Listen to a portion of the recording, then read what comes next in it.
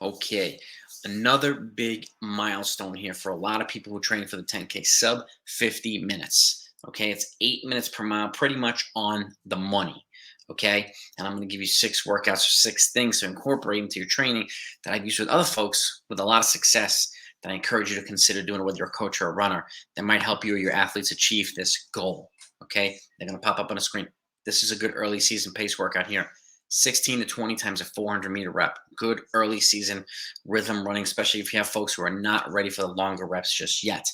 45-second recovery. It's 2 minutes to 156 per rep.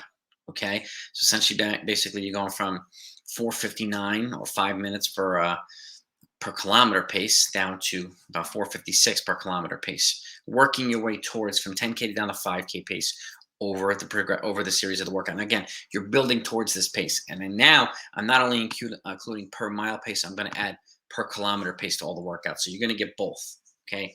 Next up is a rolling fartlek run. Okay. Just a regular run and 16 to 20 times 1 minute hard and 1 minute easy.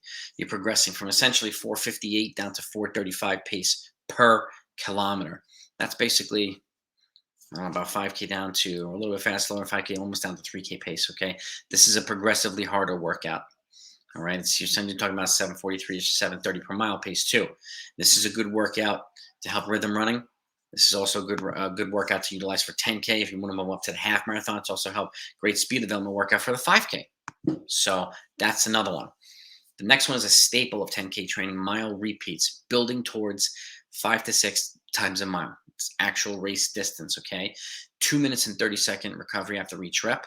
You'll see a 10K pace here between 8 minutes and 7:56 per rep, and it's about 5 minutes to 4:57 per kilometer pace, equivalent to the mile pace. Okay, that's another one. Building up to a mile repeats is a very, very key component of 10K training. Next up is a progression run. Okay, 6 to 7 miles. You can do this after a warm up and before a cool down, but the run itself is 6 to 7, so about 10K or a little bit more. And you start from 10 minutes down to 8 minute mile pace. Okay, you're talking about 2 minutes slower than 10K pace. You work towards 10K pace. 6:12 to about 4:57 per kilometer progression. Okay, over the course of the run itself, it gets progressively harder. Helps to transition you into more aggressive tempo running. Helps you get used to the workout getting faster throughout the workout as well. It's a great way to simulate a harder effort as well. This is also a great way to simulate a race that gets progressively faster, particularly 10Ks. So this happens a lot when you're racing, very tactical race. Now this is a great midseason workout, early to midseason. You do a 2 mile tempo, right?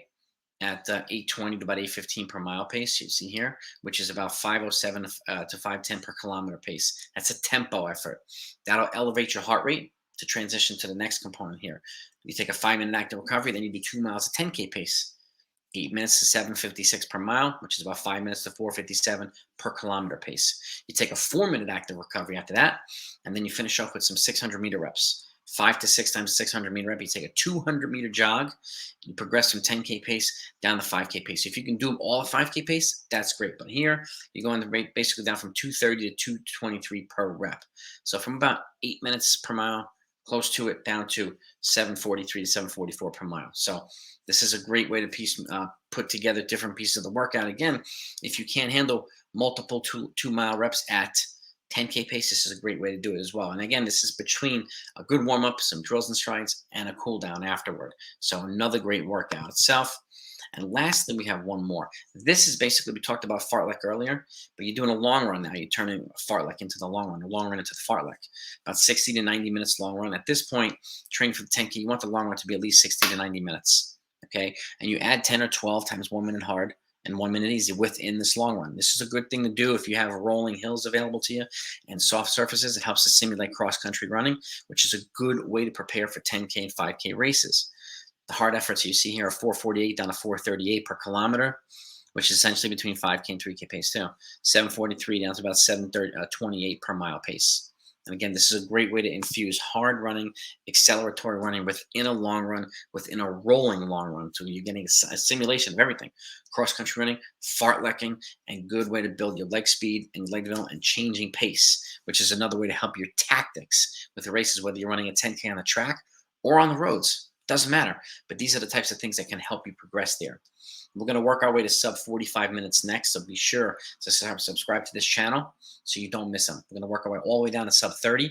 Then we're going to do half marathon series and then a marathon series as well. You're not going to want to miss these things. So if you're a coach or an athlete, you know exactly what to do to not miss them. So have a great day, everybody. If you have any questions, reach out to me, blackbeltrunningcoach@gmail.com. I'm happy to help. Take it easy. Over and out.